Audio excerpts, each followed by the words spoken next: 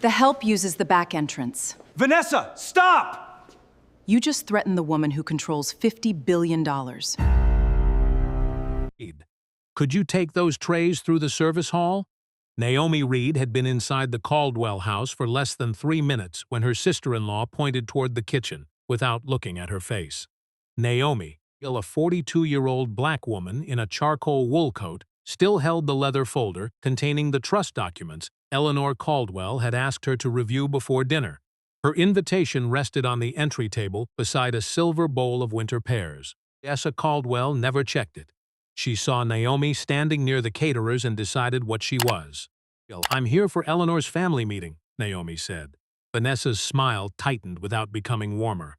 She wore cream silk, pearl earrings, and the expression of someone already annoyed by a delay. "The family is gathering in the library." Staff enter through the side corridor. Behind her, 2 servers paused beside a cart of covered dishes. One of them, a young Latino man with a folded towel over his arm, looked from Naomi's coat to the folder in her hand, then lowered his eyes. At the foot of the staircase, Naomi's husband, Daniel, had not yet appeared. He had gone upstairs to find his mother, leaving Naomi alone in a house where every portrait seemed to know the family history better than she did. Naomi set the folder against her hip. "Vanessa, we met at the rehearsal dinner. I meet a lot of people during wedding weekends." Vanessa glanced toward the caterers, as if Naomi had embarrassed them by refusing a simple task. "And tonight is complicated enough without confusion." The words were polished, but the rule underneath them was plain. Vanessa had not asked the white florist near the doorway to carry anything. She had not redirected the white woman checking place cards in the dining room. She had selected Naomi, spoken slowly, and placed her outside the family before confirming who she was. One of the caterers stepped forward. "Ms. Caldwell." She came in with Mr. Reed. Vanessa turned on him with a quick lift of her chin. "Please focus on your assignment." Naomi saw the young man retreat half a step. He had tried, and Vanessa had reminded him how easily work could be taken from someone who challenged the wrong person in the wrong house. Naomi understood that calculation. She had spent 20 years watching people measure the cost of telling the truth before deciding whether they could afford it. "I'm Daniel's wife," Naomi said. "Eleanor asked me to bring these papers." For the first time, Vanessa looked directly at the folder. The initials embossed in the corner belonged to Marrow and Reed Holdings, though most people outside financial circles knew the company only through the brands it controlled. Vanessa's eyes moved over the mark without recognition. Then, she laughed once. "Daniel's wife is a corporate executive." "Yes, a CEO, supposedly." Naomi did not answer the word supposedly. She had learned that correcting contempt too quickly often gave it a cleaner suit. Instead, she took her phone from her pocket and opened Eleanor's message. The screen showed the address, the time, and a final line asking Naomi to review the voting provisions before the family discussion. Vanessa did not read it. She pushed the phone down with 2 fingers. "I don't need to inspect whatever you were told to show at the door," she said. "What I need is for you to stop making a scene in my mother's foyer." Naomi's patience did not feel noble. It felt expensive. She had flown in after a 14-hour negotiation, postponed a call with Singapore, and promised Daniel she would make an honest attempt with his family. He had said Vanessa could be difficult. He had not said she would look at Naomi and erase every fact that complicated her first impression. "I have made one request," Naomi said. "Find Daniel or Eleanor before you decide I don't belong here." Vanessa stepped closer. Her perfume carried a sharp gardenia scent that caught in the back of Naomi's throat. "You people always do this. Someone corrects you, and suddenly it becomes a tribunal." The server beside the cart lifted his head again. This time he did not look away. Naomi's voice stayed level. "Do not speak to me that way." The slap came so quickly that the sound reached the staircase before Naomi fully registered the hand. Vanessa's palm struck her left cheek, snapping her face toward the brass umbrella stand. The folder slipped, hit the marble floor, and opened. Pages marked with voting percentages and asset schedules spread beneath the coat rack. Everybody moved for a breath. Then the young server pulled out his phone, not to film Naomi, but to photograph the scattered documents before anyone could touch them. Vanessa stared at her own hand as if it had acted without permission. "She threatened me." "No," the server said, his voice unsteady. "She didn't." Daniel appeared at the top of the stairs beside his mother. His gaze found Naomi's reddening cheek, then Vanessa, then the pages on the floor. Eleanor gripped the banister. "What happened?" Daniel asked. Vanessa answered first. The help became aggressive. Eleanor looked at Naomi, and something in the older woman's face hardened with recognition. She descended one step at a time, holding the rail until she reached the document nearest her shoe. She bent, read the first page, and looked up at her daughter. "You struck the woman who controls the deciding vote on this family trust." Vanessa's face changed, but Naomi barely watched it. She touched her cheek once, then lowered her hand. The fortune behind her name had not made the slap wrong. It only meant Vanessa's lie was about to meet people who could no longer afford to pretend they had misunderstood. Naomi looked at the server holding the phone. "Please keep that photograph," she said. "And don't delete anything." Daniel came down the remaining stairs too fast and stopped only when Naomi raised one hand. It was not forgiveness, and it was not calm. It was a boundary. If he reached Vanessa before anyone established what had happened, the house would turn his anger into the story and Naomi's bruised cheek into a footnote. "Don't touch her," Naomi said. Vanessa stepped backward anyway. "I barely touched her." She moved toward me. The young server still held his phone at chest level. His name tag read Mateo. The camera lens pointed at the floor now, but Naomi noticed the red recording indicator reflected faintly in the black glass. He had begun filming after the slap, not before. It would not prove the strike by itself, but it might preserve what Vanessa said next. Eleanor picked up another page and passed it to Daniel. "These are the voting amendments for the Caldwell Trust." Daniel did not look at the document. "I asked what happened." "I told you," Vanessa said. Her voice gained confidence now that she had found a version she preferred. "She came in through the front, refused to follow instructions, and became hostile when I tried to direct her away from a private family meeting." Naomi felt the heat spreading along her jaw. "You called me the help before you asked my name. You refused to read your mother's message. Then you slapped me." Vanessa turned toward Eleanor. "She's making this racial because she knows Daniel will take her side." The sentence did more than deny the assault. It offered the family a comfortable explanation for every detail they had just witnessed. Naomi had seen the maneuver in boardrooms, replace the disputed conduct with an accusation about tone, motive, or loyalty, then force everyone else to defend themselves inside the new frame. Eleanor folded the page along its existing crease. "Did you see my daughter strike Naomi?" Mateo's throat moved before he answered. The catering manager stood in the dining room archway now, a narrow woman in black, with an earpiece and a clipboard. Her gaze settled on his phone, then on Vanessa. Mateo understood that his answer might follow him into tomorrow's staffing call. "I saw Mrs. Caldwell's hand hit her face," he said. The manager closed her eyes for half a second. Vanessa pointed at him. He was halfway across the foyer. He couldn't possibly know what happened before that. "He heard what you called her," said a woman near the dining room. Everyone turned. The white florist had been arranging cedar branches beneath a gilt mirror. She still held a pair of pruning shears, one blade sticky with sap. "So did I," she added. "You told her staff used the side corridor. You didn't ask who she was." Vanessa looked as if the room had violated an agreement. "This is my mother's house. I was managing access." "That sounds reasonable until you explain why you applied it to one invited guest and nobody else," Naomi said. Daniel finally looked down at the trust document. His eyes moved across the first page, then stopped at Naomi's handwritten note beside Section 12. She had flagged a conflict between the family's proposed sale and a consent provision tied to Marrow and Reed's financing guarantee. The sale involved a hospitality portfolio Vanessa had spent 18 months positioning herself to lead. "What does deciding vote mean?" Vanessa asked. Eleanor answered without softness. "It means your brother's wife controls the approval required for such a transaction." Vanessa stared at Naomi. Recognition arrived not as shame, but calculation. Her eyes shifted toward the pages on the floor, and Naomi saw the next mistake before Vanessa made it. "Those documents are confidential," Vanessa said. "Nobody should be photographing them." She moved toward Mateo. Naomi stepped between them. "Do not take his phone. He photographed private financial information in my family's home. He photographed documents after you knocked them from my hands," Naomi replied.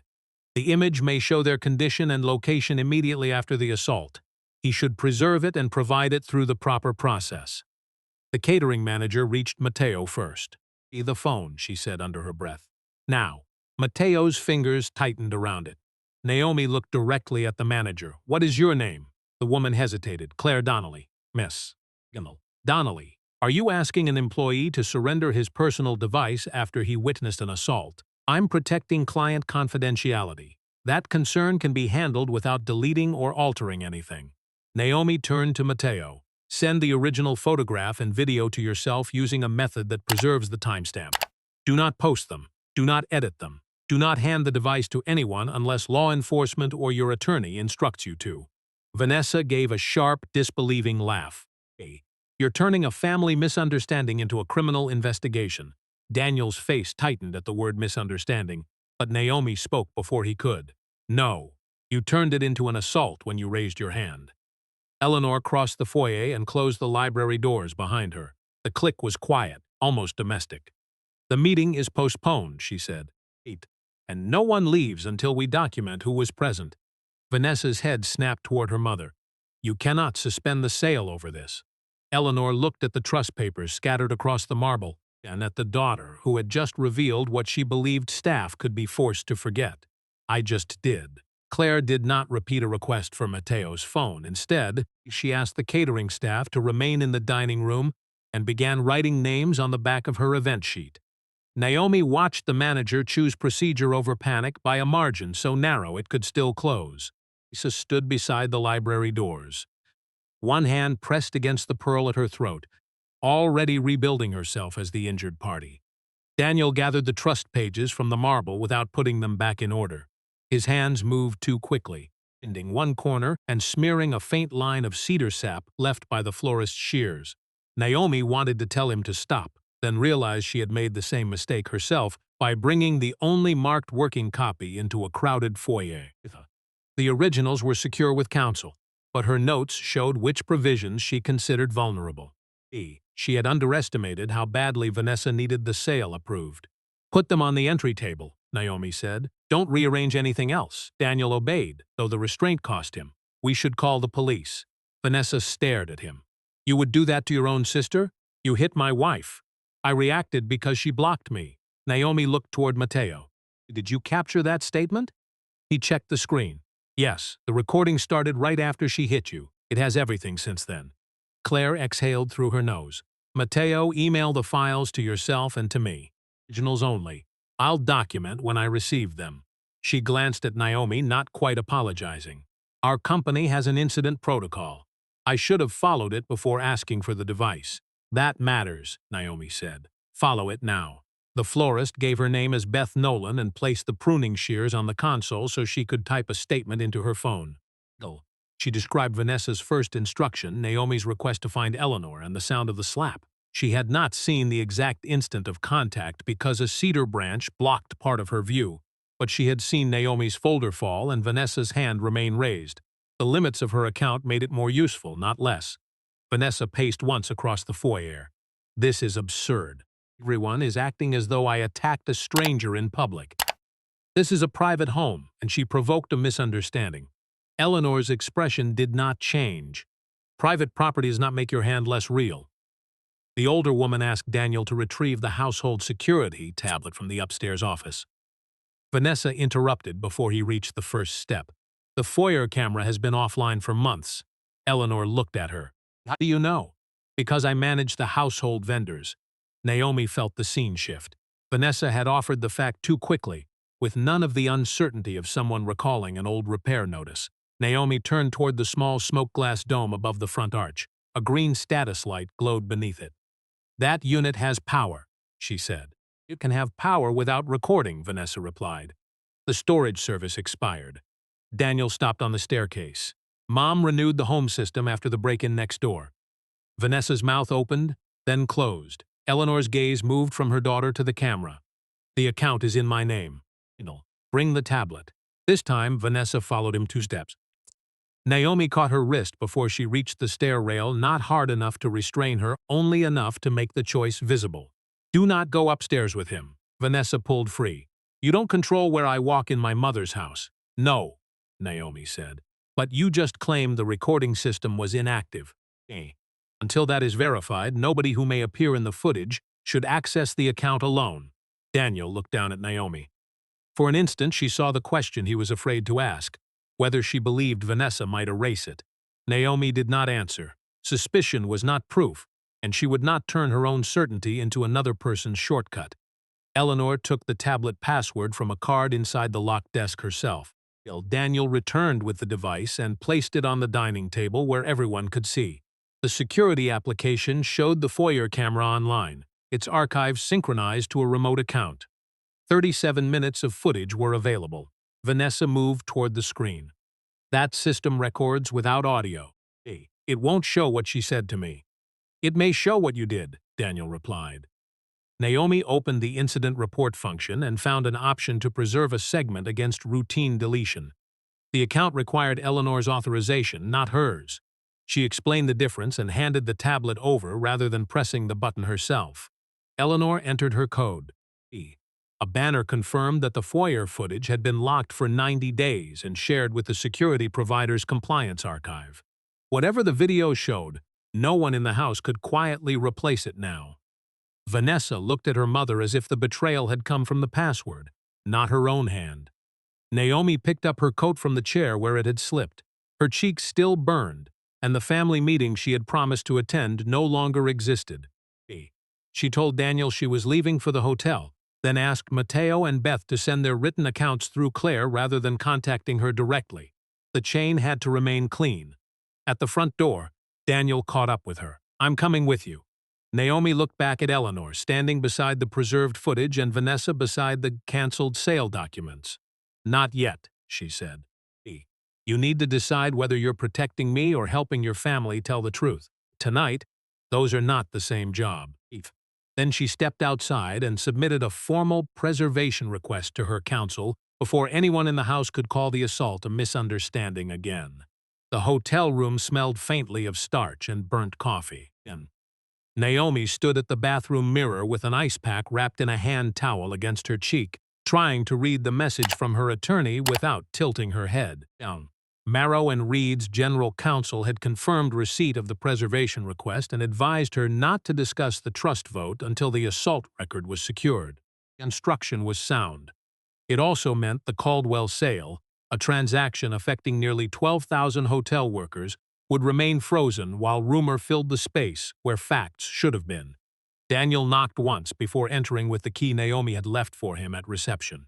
He carried her folder inside a clear document sleeve and set it on the desk as though it contained broken glass. "The police took statements," he said.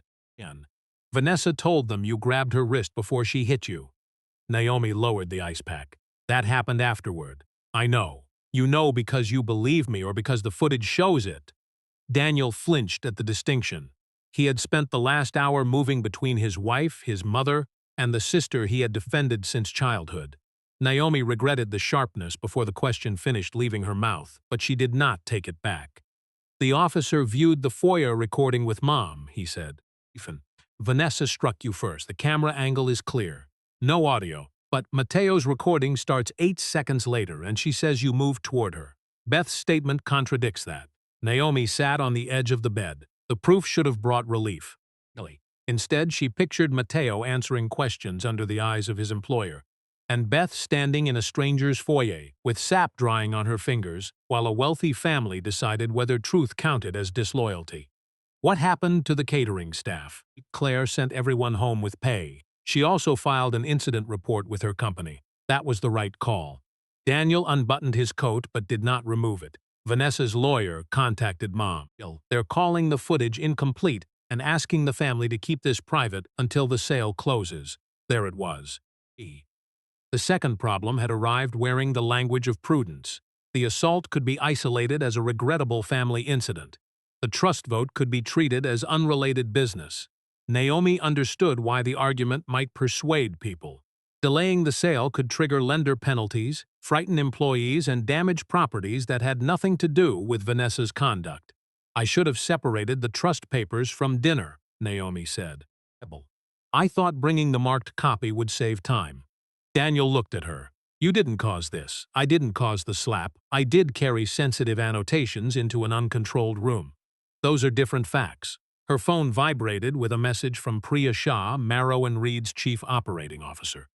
A trade reporter had asked whether the company planned to withdraw its financing guarantee from Caldwell Hospitality. No public filing mentioned a withdrawal. Someone had begun shaping the market before Naomi had made any decision. Daniel read her expression. Vanessa? Maybe, or one of the advisors who knows the vote is delayed. Naomi typed a reply asking Priya to issue no denial until counsel checked the source. A fast denial could protect the deal while accidentally committing the company to terms still under review. I need the lender communications, the sale timetable, and every person who knew tonight's vote depended on my approval. You think the slap was planned? No. Naomi set the phone down. I think her first assumption was prejudice. I think what she did afterward may have been fear. Daniel finally removed his coat. He sat in the desk chair, but kept both feet planted as if prepared to stand again. Mom wants Vanessa removed from the transaction committee. That is a governance decision, not mine. She asked what you wanted. Naomi pressed the ice pack back to her cheek. What she wanted was smaller than the machinery now moving around them. She wanted Daniel to have come down the stairs 30 seconds earlier. She wanted to eat dinner without becoming evidence in someone else's family reckoning. She wanted her 11-year-old daughter, away at a school robotics retreat, not to learn about the assault from a headline. I want no retaliation against Mateo, Beth, or Claire, she said. I want the assault handled separately from the financing review. And I want an independent person to examine whether Vanessa used confidential deal information after the vote was postponed. Daniel nodded, then hesitated. There's something else. Mom checked the household account. Someone tried to disable the foyer camera archive 6 minutes after you left. Naomi lowered the towel. Was the attempt successful? No, the preservation lock blocked it. Whose credentials? Daniel looked toward the document sleeve on the desk. The system logged Vanessa's vendor administration profile. The answer did not prove she had touched the account herself. An assistant, installer, or saved device could have used the same access. Naomi knew that, and she also knew the difference between a family scandal and potential destruction of preserved evidence. Tell your mother not to confront her, Naomi said. Freeze the access logs and let the provider authenticate them. Daniel reached for his phone. Naomi stopped him. And Daniel? He waited. Before you call anyone, call our daughter. She deserves to hear my voice before she hears the family's version. Naomi called her daughter from the edge of the hotel bed while Daniel stood by the window, watching traffic move below in wet ribbons of red light. Maya answered on the fourth ring, whispering because the robotics team's lights-out rule had already begun. Naomi kept the explanation narrow. There had been an argument at Grandma Eleanor's house. Aunt Vanessa had hit her and the adults were handling it. She did not mention the trust, the camera archive, or the reporter. She listened without interrupting. Did Dad see it? She asked. He came downstairs afterward. A small silence followed. Are you coming home? Tomorrow, if I can. You always say that when you might not. Naomi closed her eyes. The remark was not accusation so much as arithmetic. Maya had learned to count promises against postponed flights, emergency board sessions, and dinners reheated twice. Naomi told her she would call after breakfast, then stayed on the line while Maya described a wheel assembly that kept drifting left. For 5 minutes, the room contained gears, rubber tread, and a problem that could be solved with an Allen key. After the call, Daniel sent Eleanor a written request to preserve the camera access records without notifying Vanessa. Naomi forwarded the same instruction through counsel, separating the family's household account from Marrow and Reed's corporate review. By midnight, the security provider confirmed that Vanessa's vendor credentials had initiated the deletion attempt from an iPad registered to the Caldwell estate office. The device identity narrowed the question, but it did not answer who had held it. The next morning, Priya arrived with coffee and a thin binder instead of the usual tablet. She was a compact Indian-American woman with silver beginning at both temples and no patience for information displayed without a source line. She set the binder beside Naomi's untouched breakfast. The reporter's question came from a forwarded email, Priya said.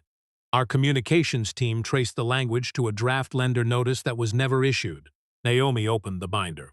The notice warned that Marrow and Reed might withdraw its guarantee because of unexpected governance instability. Only 6 people had received the draft. Naomi, Priya, outside counsel, Eleanor, Vanessa, and the investment bank leading the sale. Daniel read the distribution list over Naomi's shoulder. Vanessa leaked it. Possibly, Priya said. But the bank benefits from pressuring us to approve before the financing window closes. Naomi turned to the attached metadata report. The reporter had received a PDF exported at 9:42 p.m., 12 minutes after Eleanor postponed the meeting, and while police were still in the house. The export retained an internal document tag belonging to Langham Pierce, the investment bank. That did not clear Vanessa. It did show the rumor had entered the market through the transaction team, not through a family text chain. Priya tapped another page. There's more. The bank circulated a revised approval chart last week.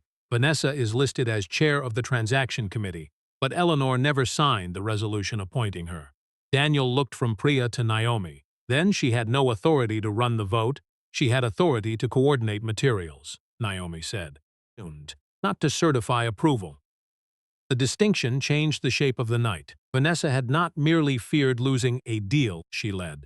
She had been presenting herself to lenders as possessing governance power the trust had never formally granted. If Naomi approved the sale, the defect might disappear inside the closing record. If she delayed it, outside counsel could discover that Vanessa had negotiated under an unconfirmed title. Naomi felt no satisfaction. The fortune attached to Marrow and Reed, valued near $50 billion across private holdings and controlled assets, had already begun swallowing the simpler wrong. Headlines would prefer a hidden billionaire humbling a cruel relative. That version would erase Mateo's risk, Beth's choice, and the fact that Vanessa's conduct was wrong before anyone knew the size of Naomi's balance sheet. "What happens now?" Daniel asked. "Nothing dramatic," Naomi said. "We test the authority chain." At 10, an emergency video conference opened with Eleanor, both legal teams, Priya, and the bank's compliance officer. Vanessa joined from the Caldwell house with her attorney beside her. The bruise on Naomi's cheek remained visible, but she did not discuss it. Her counsel confirmed that the assault investigation would proceed separately. Priya asked the bank to produce the signed resolution authorizing Vanessa to chair the transaction committee. The compliance officer searched the closing folder, then a secondary archive. 7 minutes passed. He returned with draft minutes, an unsigned consent form, and 3 emails in which Vanessa instructed the bank to treat her appointment as complete. Vanessa leaned toward her camera. "And my mother approved it verbally." Eleanor answered from another square on the screen. "I approved you preparing the meeting. I did not give you my vote." The bank's compliance officer removed his glasses. "Until authority is verified, we are placing the transaction on administrative hold and opening a review of all representations made under Ms. Caldwell's title."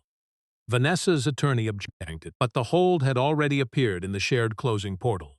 It was not punishment and did not cancel the sale. It stopped signatures, lender certifications, and movement of the deposit while the bank checked who had been authorized to speak. Naomi watched. Vanessa read the notice. The slap had exposed prejudice. The attempted deletion had raised a preservation issue. Now the unsigned resolution revealed a deeper problem that no apology could repair. Before the call ended, the compliance officer added one final instruction. Every member of the transaction team had 48 hours to preserve messages, devices, and draft documents connected to Vanessa's claimed appointment.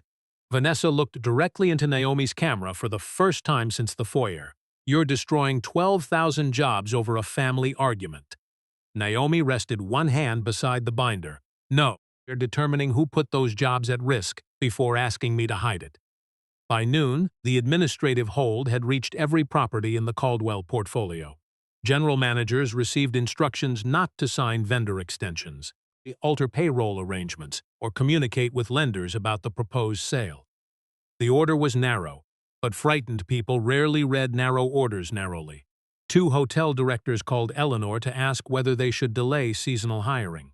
A regional supervisor told staff the company might be insolvent. Naomi heard the rumor while Priya was still testing the authority chain. She closed the binder and asked for the operations dashboard. "We need a notice that separates the transaction hold from ordinary payroll and staffing." Priya looked over her glasses. "That may reassure employees, but it also confirms something is wrong. Something is wrong. The question is whether 12,000 people pay for our silence." They drafted 3 sentences with counsel.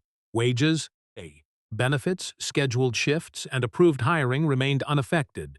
The ownership transaction was under administrative review. Managers were forbidden to retaliate against employees who asked questions. Mention of Vanessa, the assault, or Naomi's wealth. The message went to workers before it went to reporters. Daniel read it on his phone. Vanessa will say you're taking control of the company. I'm using the rights attached to the financing guarantee to prevent operational harm. That is not control. He nodded, but Naomi could see he still wanted a simpler line between villain and victim. Families preferred a single bad act because a single bad act could be punished without examining the habits that had protected it. The first test came from the Lakeshore Caldwell, a downtown hotel scheduled to replace its housekeeping contractor the following Monday. Vanessa had approved the change under her disputed committee title. The new contract promised savings of nearly 8%, but the current vendor employed more than 400 workers, most of them women of color with seniority protections. If Vanessa lacked authority, the replacement notice might be invalid. If Naomi froze it without review, both vendors could claim breach. Priya arranged a field verification with the hotel's general manager, union representative, and procurement counsel. Naomi joined by secure video rather than appearing in person. Her cheek had darkened to purple along the jaw, and every camera made it look more theatrical than it felt. The general manager began with numbers. The incoming vendor had lower hourly costs and a faster room turn target. Then the union representative held up the existing agreement and pointed to a clause requiring 60 days' notice and consultation before any contractor change affecting represented workers. We received 11 days, she said. Procurement counsel searched the approval file. Vanessa's electronic signature appeared on the termination notice, followed by the title Transaction Committee Chair. Beneath it was a certification stating that all required labor consultations had been completed. Are they? Naomi asked. The general manager shifted in his chair. We were told the committee had authority to waive the timeline because of the pending sale. Who told you? He glanced toward someone off-screen. Ms. Caldwell's office. Priya requested the supporting waiver. No one found one. The hotel's local counsel had asked for it twice, but both emails had been marked resolved after Vanessa's assistant replied that approval was embedded in the transaction mandate. Naomi felt the old temptation to move faster than the facts. She could suspend Vanessa's involvement under the financing covenants and make the announcement before lunch. It would satisfy the public logic of the story already forming around her. It might also prejudice the bank's review and give Vanessa grounds to claim retaliation. We are not terminating either contract today, Naomi said. Issue a temporary standstill. Keep the current workforce, scheduled for 30 days, preserve both bids, and appoint independent procurement counsel to review the notice and pricing. The incoming vendor's attorney objected. The union representative wanted the replacement canceled outright. Neither side received everything it wanted. Each was often the first sign that a remedy belonged to the process rather than the loudest person in the room. After the call, Priya remained on screen. You realize the cost difference for 30 days is almost $900,000. I do, and Marrow and Reed may have to advance it if the trust refuses. Naomi looked toward the hotel window. Maya's robotics team would be presenting that afternoon, and Naomi had promised to watch the live stream from the airport. The return flight was still booked, but the procurement review had uncovered a certification that might have been false.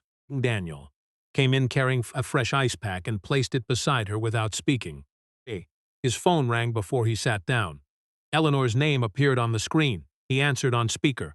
Vanessa has resigned from the transaction committee, Eleanor said. Her attorney delivered the letter 10 minutes ago. Naomi did not feel the release Daniel expected. Resignation removed Vanessa from the next decision. It did not explain the false labor certification, the leaked lender draft, or the attempt to delete the camera archive. Did she preserve her devices? Naomi asked. Eleanor hesitated. Her attorney says one of them was lost this morning. Priya's pen stopped against the page. Kind of device, Naomi said. The estate iPad. The same iPad tied to the failed deletion attempt. Naomi looked at the boarding pass waiting in her email, then at the blank line Priya had drawn beneath the words device custody. Cancel my flight, she said. The estate iPad was not lost. By 3 that afternoon, the security provider had placed it inside a delivery van crossing the county line. The device had pinged a cellular tower 22 minutes after Vanessa's attorney reported it missing. then connected briefly to a public network behind a shipping store. Priya obtained the location report through the provider's fraud response team, but Naomi refused to treat coordinates as ownership. The account showed where the tablet had communicated, not who held it or why. Can the provider disable it? Daniel asked. We can lock the account, Priya said. If we wipe the device, we destroy what we are trying to preserve. Naomi sat at the conference table in Marrow and Reed's regional office, her postponed boarding pass still visible in her wallet. On the wall monitor, the bank's compliance officer waited beside independent counsel and a digital forensics specialist. Eleanor joined from home. Vanessa's attorney appeared alone and announced that his client would not participate while the assault investigation remained active. That is her right, Naomi said. The transaction review continues without her testimony. The forensic specialist shared a timeline assembled from the Household Security Service, the Estate Office Network, and the closing portal. At 8:56 p.m., Eleanor preserved the foyer video. At 9:02, Vanessa's vendor profile attempted to remove the archive. At 9:07, the estate iPad opened the unsigned committee resolution. At 9:18, the same device accessed the draft lender notice later leaked to the reporter. At 9:42, Langham Pierce exported the notice as a PDF. The bank's compliance officer leaned toward his screen. That suggests coordination between the estate account and someone at the bank. It suggests access in sequence, Naomi said. We still need identity and intent. Independent counsel requested the shipping store footage and placed a legal hold on the cellular account. The store manager responded faster than expected. Its exterior camera showed Vanessa's assistant entering with a padded envelope and leaving without it. A transaction receipt identified an overnight shipment addressed to a document storage company used by Langham Pierce. Daniel pushed back from the table. So Vanessa sent the device to the bank. Her assistant shipped it, Naomi said. We have not established who instructed her. The distinction frustrated him, but the room had already suffered enough from people treating assumptions as completed facts. The bank's compliance officer muted himself, spoke to someone outside the frame, then returned. We have located the package in our internal mailroom. It was addressed to one of our managing directors, Charles Vale. Priya turned to the lender distribution chart. Vale had overseen the Caldwell sale and received the unsigned appointment resolution. He was also the executive whose internal document tag appeared on the leaked PDF. Secure the package unopened, Naomi said. Photograph the seal, record custody, and have independent counsel present before the device is examined. Vale joined the call 9 minutes later from an airport lounge. He wore no jacket and seemed offended by the inconvenience rather than alarmed by the evidence. He said Vanessa had sent the tablet because it contained committee materials that belonged in the deal archive. He denied requesting deletion of the foyer footage and called the reporter leak an unauthorized action by a junior employee. Why was a household device being added to a bank preservation request? Independent counsel asked. Vale rubbed his forehead. Because the deal was collapsing and Miss Caldwell was trying to reconstruct the approval record. With unsigned resolutions, Priya said. Documents she believed reflected the family's intentions. Naomi opened the labor certification from the Lakeshore Hotel. Did you rely on Vanessa's claim title when your team accepted this waiver? Vale looked at it, then away. Operational certifications came through the company. That is not my question. He took a drink from a paper cup. Her authority was commercially understood. The phrase settled over the call, not legally granted. Not documented, commercially understood. The bank had accepted the title because closing the sale depended on accepting it. Independent counsel displayed 3 emails recovered from the closing portal. In the first, a junior analyst warned that Eleanor's signature was missing. In the second, Vale instructed the team to proceed because family ratification will follow. In the third, Vanessa promised that Naomi's vote would be secured at dinner. Daniel looked toward Naomi. She remembered Vanessa's face in the foyer, the quick glance at the trust folder, the sudden fear after the pages fell open. The slap had not been planned, but the evening had not been an ordinary family gathering either. Vanessa had expected to obtain approval before anyone examined the authority chain. The compliance officer removed Vale from the transaction pending review and suspended Langham Pierce's role as lead advisor. He did not fire him. He lacked the final findings and said so plainly. The bank also extended the financing deadline by 30 days at its own cost, protecting the hotel workforce from the pressure its shortcuts had created. Then independent counsel asked Naomi whether Marrow and Reed would restore the guarantee. "Not today," she said. "First, authenticate the device, interview Vanessa's assistant with counsel present, and review every certification issued under the disputed title. If the sale survives, it will survive the truth." On screen, Eleanor lowered her eyes. For the first time, she did not look like the keeper of a difficult family. She looked like the person who had allowed convenience to become authority. The sealed package arrived in the forensic room before the call ended. Under the camera, counsel cut the envelope and lifted out the estate iPad. A yellow note was attached to its case in Vanessa's handwriting. "Delete household video after closing." The handwriting turned a sequence of suspicious events into an instruction someone could examine, date, and authenticate. It still did not prove Vanessa had placed the note on the tablet that morning. The forensic specialist photographed it in place, sealed it separately, and checked the paper against the stationery kept in Eleanor's estate office. Naomi watched each step without speaking. The bruise along her cheek had begun to yellow at the edges, but the pressure behind her eyes had sharpened. Vanessa's attorney objected before the preliminary report was complete. He said the note could have been planted, the handwriting comparison was informal, and the phrase might refer to routine deletion after the transaction closed. Independent counsel agreed with the first 2 points and rejected the third. The Foyer video had already been subject to a preservation lock when the note was written. Any instruction to delete it afterward required explanation. By evening, the estate office assistant gave hers. She admitted Vanessa had ordered her to ship the tablet to Charles Vale after police left the house. Vanessa said the bank needed the device to reconstruct missing transaction records and told her not to mention the shipment because Daniel was turning a family dispute into leverage. The assistant had not seen the yellow note added, but she recognized Vanessa's handwriting and remembered the same pad on the library desk. The bank's review committee issued its interim decision at 6:20. Charles Vale was suspended with pay pending a formal investigation into document handling, disclosure failures, and the leaked lender notice. Langham Pierce withdrew from the sale, waived its advisory fee, and agreed to fund the 30-day financing extension. The junior analyst who had questioned Vanessa's authority was transferred to the independent review team rather than disciplined for escalating concerns. Eleanor's trust counsel acted separately.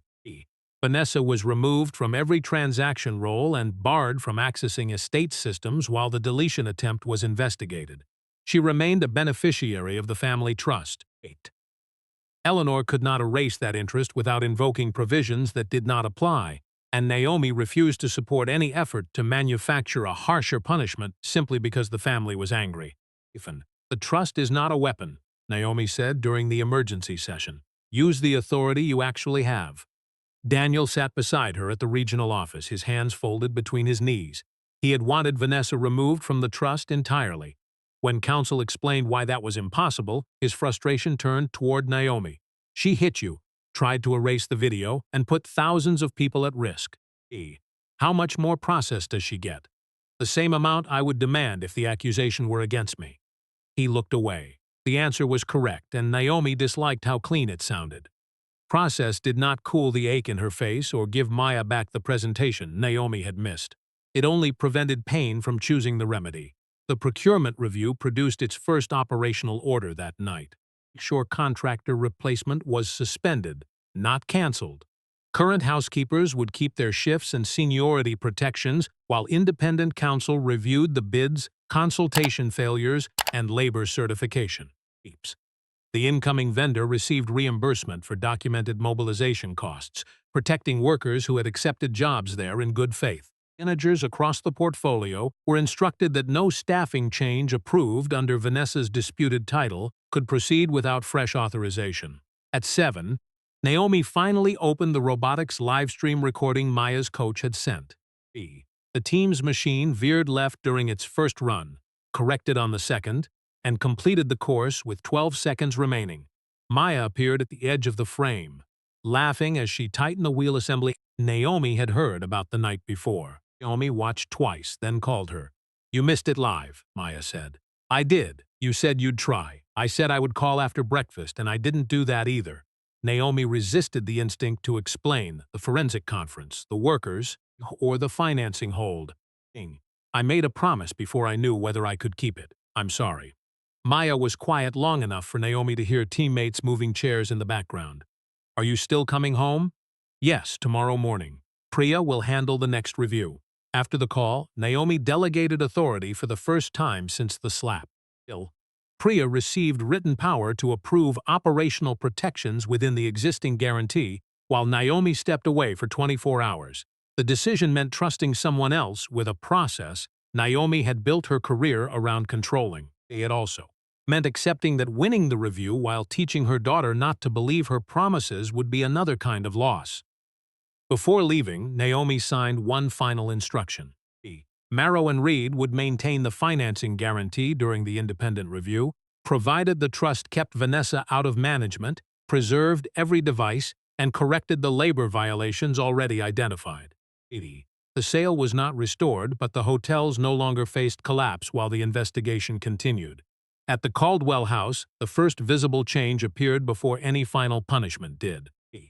A technician removed Vanessa's vendor profile from the estate system, installed separate access for household staff, and posted the preservation protocol beside the office terminal.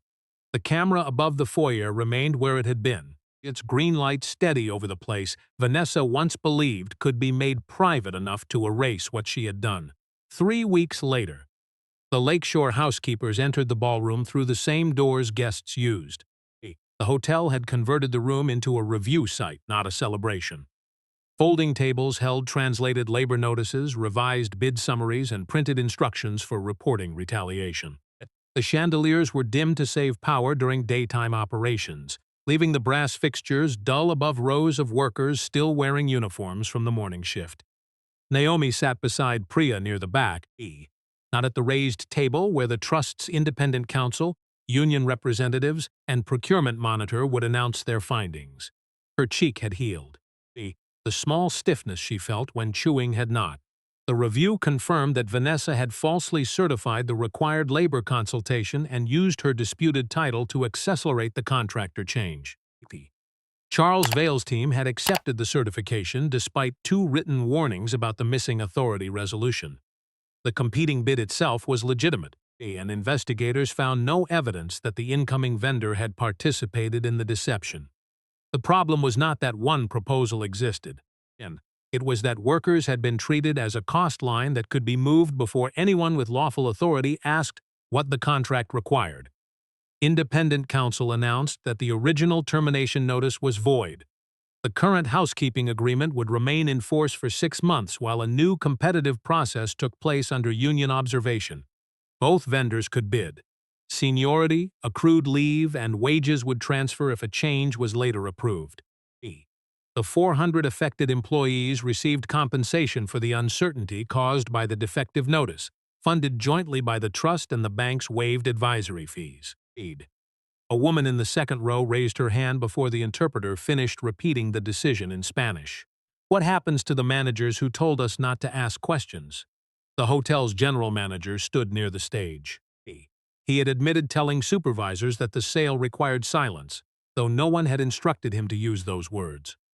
I said it because I was afraid any delay would cost people their jobs, he replied. That fear does not excuse making questions sound disloyal.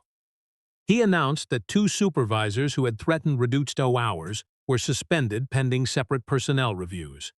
Employees who lost shifts after challenging the contractor change would receive back pay. The general manager himself would remain in his role under a performance plan and external oversight. Some workers murmured that he should have been fired. Others had worked with him for 14 years and looked relieved. The remedy did not ask the room to agree on whether he deserved redemption. It required him to prove change through conduct. Mateo attended by video from the catering company's office. Claire had promoted him to event captain after an outside review found that her first demand for his phone violated company policy. She remained employed but had completed evidence preservation training and rewritten the company's incident protocol. When the moderator asked Mateo whether he wanted to speak, he adjusted his tie twice before answering. I almost gave her the phone, he said. Not because I thought Mrs. Reed was lying, because I thought keeping my job mattered more than what I saw. Claire sat beside him and did not interrupt. Her turn came. She said, I made him choose between his paycheck and the truth because protecting the client felt easier than protecting my employee. I won't call that confusion. Beth declined public recognition. She sent a brief statement confirming that her account had been accepted and asked that the hotel donate unused floral materials from future events to a neighborhood job training program. Naomi smiled when she read it. Beth had spent the entire investigation resisting the family's effort to turn one decent choice into a performance. Vanessa did not attend. She had entered a diversion program on the misdemeanor assault charge after accepting responsibility in court, agreeing to counseling, and waiving any claim that Naomi had provoked her. The attempted destruction of evidence remained under review, but the authenticated note, account logs, and her assistant's testimony had already led the trust to permanently remove her from management and governance roles. She kept her beneficial interest. She lost the authority she had treated as inheritance. After the session, Eleanor found Naomi beside a service station where hotel staff were stacking water glasses. Months earlier, she might have asked an employee to clear space for them. This time, she moved her own folder and waited until the cart passed. I knew Vanessa was careless with authority, Eleanor said. I called it confidence because correcting her would have delayed the sale. Naomi did not rescue her from the admission. You also knew people around her were afraid to disagree. Yes, I can accept that you are changing the system. I'm not ready to pretend that repairs make the foyer disappear. Eleanor nodded. The apology she had prepared remained inside the folder. Across the ballroom, the housekeepers gathered around the revised notice while the chandeliers warmed toward evening brightness. Naomi saw one worker point to the new retaliation clause and call another woman over to read it. The page did not undo what had happened. It gave their questions somewhere lawful to stand. 6 months after the review, the Caldwell sale closed under a new governance structure and a different advisor. The trust appointed an independent chair, required signed authority resolutions before any transaction work began, and created a worker impact review for contract changes affecting more than 50 employees.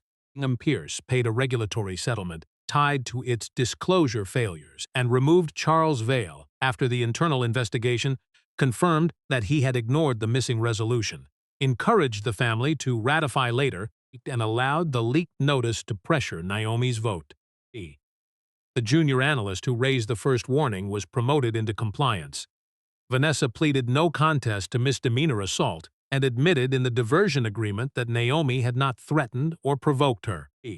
Prosecutors declined a separate destruction charge because they could not prove she personally initiated the deletion attempt beyond a reasonable doubt. The trust's investigation reached a different employment standard. The note, access logs, shipment instructions, and her assistant's testimony established that Vanessa had directed the device out of the estate after preservation began. She was permanently barred from management, committee service, and system access. She kept her inheritance. She lost the power to treat inheritance as competence. The hospitality portfolio sold for less than the original projection after the delays and review costs, but the financing remained stable. No hotel missed payroll. The Shore contract went through a new bidding process, and the existing vendor retained the work after matching efficiency targets without cutting seniority or accrued leave. 4 employees who had lost shifts received back pay, and the portfolio published quarterly reports showing complaints, contractor changes, and retaliation findings. Naomi's deciding vote approved the revised transaction only after each measure appeared in the final documents. She did not demand a board seat, a public apology, or control of the Caldwell Trust. Marrow and Reed's guarantee expired at closing exactly as the original agreement required. Reporters continued to describe her as the Black CEO behind a $50 billion fortune. Naomi corrected the figure once during an interview. It represented companies, pension interests, property, and other people's livelihoods, not cash sitting behind her name. Then she redirected the conversation toward Mateo, Beth, the housekeepers, and the unsigned resolution. The headline barely changed. At home, the more difficult repair had no press release. Daniel began counseling without asking Naomi to call it reconciliation. He admitted that he had warned her Vanessa was difficult because naming the pattern would have required him to confront how often he had protected it. Naomi admitted that she had used work as both responsibility and shelter, promising Maya time she had not truly reserved. They did not solve either habit in one conversation. On a Saturday morning, Naomi sat on the garage floor beside Maya's rebuilt robot while Daniel sorted screws into muffin tins. The machine still pulled slightly left. Maya insisted the problem was weight distribution. Naomi suspected the axle. They tested both theories, argued, and discovered that a warped wheel hub had made each of them partly right. When the robot finally crossed the tape line without drifting, Maya raised both arms. Still, Naomi laughed hard enough to feel the last trace of stiffness in her jaw. Her phone buzzed on the workbench. Priya had sent the final Caldwell compliance report, followed by a photograph from the Lakeshore Ballroom. The old contractor notice had been replaced by a framed copy of the worker question policy in English and Spanish. Beneath it, someone had placed a small arrangement of cedar branches donated through Beth's training program. Naomi saved the photograph but did not open the report. She had promised Maya the afternoon, and this time the calendar contained nothing else. The next morning, however, Priya arrived with a slim blue folder rather than the completed Caldwell file. A municipal pension board in another state had reviewed the public governance reforms and found that one of its hotel investments used the same ratify later language in 3 contractor approvals. Different owners, different advisor, different workers. The board was asking whether Marrow and Reed would conduct an independent authority audit. Naomi read the first page twice. The Caldwell matter was closed. Vanessa's conduct, the trust's failures, the sale, and the workers' remedies had all reached their end. This was not an appeal and not another branch of the same dispute. It was a new door opened by the record they had made. Priya rested one hand on the folder. I can send them a list of firms. Naomi looked through the kitchen window. Maya and Daniel were outside testing the robot on the driveway, its wheels tracing a clean line between chalk marks. Schedule 1 preliminary call, Naomi said. Really? Nothing more until we know what they're asking us to carry. She closed the blue folder, placed it beside the completed Caldwell report, and went outside before the robot reached the finish line.